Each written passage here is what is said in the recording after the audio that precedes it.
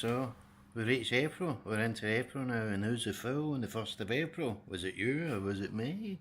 Someone was. April Fool. I remember walking down the street one day. There was about 9, there was about 4 or 5 of us down George Street, and this guy, I shout, Mister, you've dropped a fiver, Mister. And he turned around and he went, you can keep it. You think I'm daft, April Fool.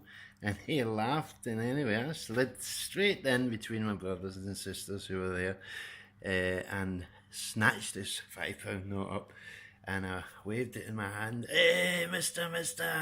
And he's like, what are you? And he came running after me. Give me back my money. No, you said I was to keep it. Running up the street. April Fools. Now that was an April Fools and a half. You know what I mean? But nonetheless, I got to keep it. It shows you, not all is in jest. There was a real fiver, and because he said it was to keep it, I kept it. After the chase, of course, and he was furious. And I'm just thinking there as I'm sitting here, and I'm working on my picture. I'm trying to figure out what it is, and I'm very, very stuck with this picture. I've never been stuck with this before in my life. If you just have a look, this is the image that I'm just struggling with, you see. For some reason, it's just, it's not coming together at all. And anyway, you see, I just can't seem to get it. It's out, I don't know, it's just out of focus, it's out. It's just out, and I can't get it. It's the first time I've struggled in my whole life with an image, and it turned out as one like this, one of the tenements, the old tenement buildings in the cobble streets, and that's where I was brought up, in a girls' street in Paisley, Renfrewshire, Scotland, and that was old tenements and cobble streets, beautiful place, very communal, very community orientated, where everyone knew everyone. If someone got ill, people were out chapping doors, helping. Someone died, they were around chapping doors, all chipping in for a wreath, all helping with the funeral. Same as a birth, everyone enjoy drinking, wetting the baby's head. Everything was done as a community. We all shared, we all lived and breathed as one. We all understood, and we all were in, similarity. It doesn't matter how many of a family are. We were always one in one community, in that a Girl Street community in the tenements. And it come from a long line of community living, where it's the community itself and the people in it looked after each other and was cared and considerate and compassion, and it dealt with the ins and outs as it happened. And now your neighbour's a stranger. You don't know who is in the next door or the next house or in the backyard playing. You don't know who's walking into the street, who's walking up the street. You don't know. All you hear is, oi, Jimmy! And it's someone shouting up for a bag. It's me! I need a bag. I need something. And that's what you hear. And you're like, oh my God, is this a new language? And the more I walked around and went up the West End,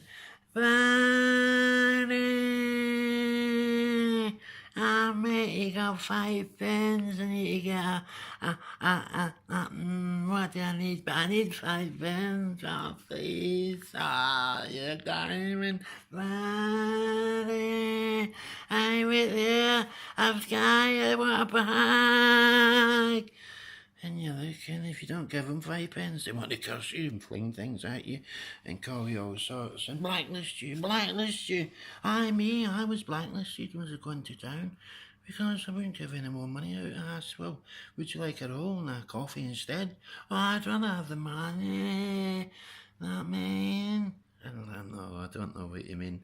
I was on the streets myself, hungry, cold and alone. I ate out of bins in my life. Sadly, I have. I've picked things off the ground. I've ate other people's castaways. Oh, wore other people's clothes. Most of my clothes now are from the charity shop, and I don't care because they're nice clothes. And if I had to eat out of a bin again, I would, because it sustained me when I had to be sustained. It nourished me when I had to be nourished.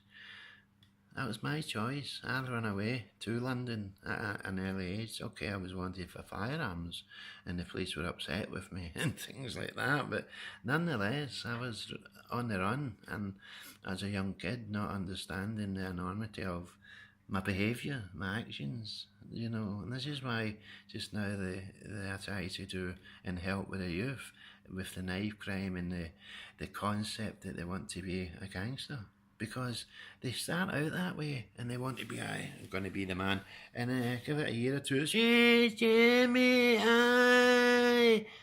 and that's what happens. As they decline, their voice declines and it becomes junkified. It's like there's a new language. You can spot someone who's in sadly, they shouldn't call them junkies, but a person trapped deep in addiction who blames and perceives the world at fault and those around him at fault, but not him or her, never them. No, it's other people who's responsible. They're the ones who lived the life and got on with it and worked and slaved and built a family through the sweat of their brows. They're wrong. How dare they when I'm here sitting and needing my fix? Barry. And coming from one of my own brothers who told me, that his life's been ruined because his other brothers and sisters have got on with theirs and not give him a life. But yet you ask me, well, what sort of life would you want and what sort of life will you be deprived of? And they'll come out with all these exuberant claims, and it gets exhausting, and you think, what is the remedy? What is the answer?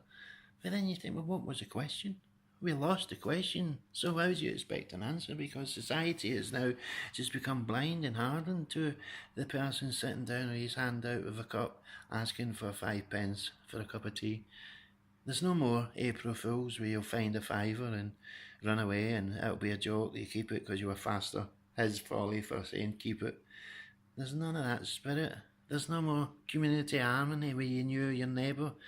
Everyone knew their mums, their dads, their uncles, their grands, their granddads, their great-granddads. Everyone could speak through the line of kin. Not no more. It's cold and it's heartless, and people are left to die in the streets. Literally, I've seen people in London, seen them actually step over people, step over them in the street. Just step over them and get on their way. And then when I came back to Paisley, eventually I came back, I had permission to come back. I had to live in London for a while to live independently and show that I could. After the longevity of my incarceration, I had to go through the procedure that it's set for someone on life licence and the criteria and conditions you have to adhere to. So I had to go through that, and then became exhausting coming back to my own town and seeing the devastation that I saw and I see this day. People who I knew as children, sitting all gaunt, no teeth, no life, just a skeleton hand and a cup asking for, it's £1. They need to know £1 each time. A nickel, stay with a nickel, oh big man.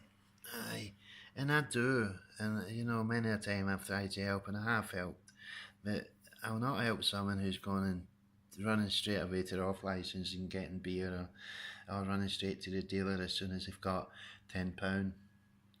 I'd like to, like one that I bought them umbrellas, I bought them gloves, I bought them food. I'd rather do that because I know the value of that when I was on the streets in London.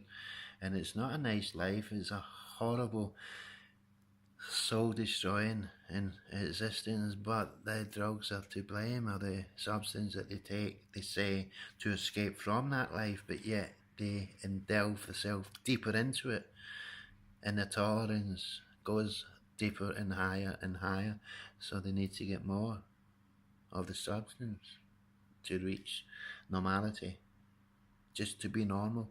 And then up top of that, to seek for the escapism that they take the substance in the first place for, is to escape from the perceived horror, or what I call the activating event, the trigger that brought them into the concept and belief that they have now, and all years and decades later, that they're still trapped in that void.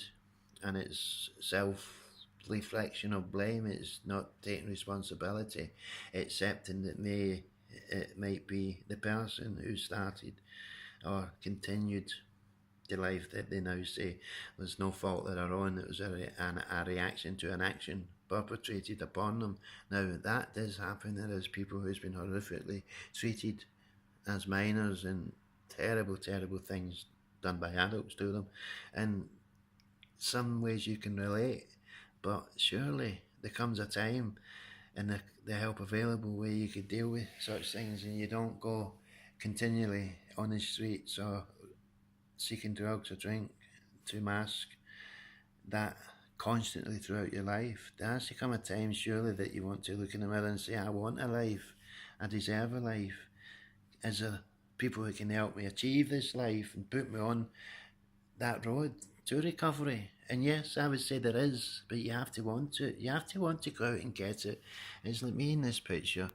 It's doing my head in. It's the hardest picture I've ever done in my life, and I don't know why it's hard, but it's absolutely a nightmare. I just look at it. I just can't get far on it out. I really can't. I can't work it out. But yeah, it's blown my head in. And then if you look out here, the other ones that I do, they're easy, easy.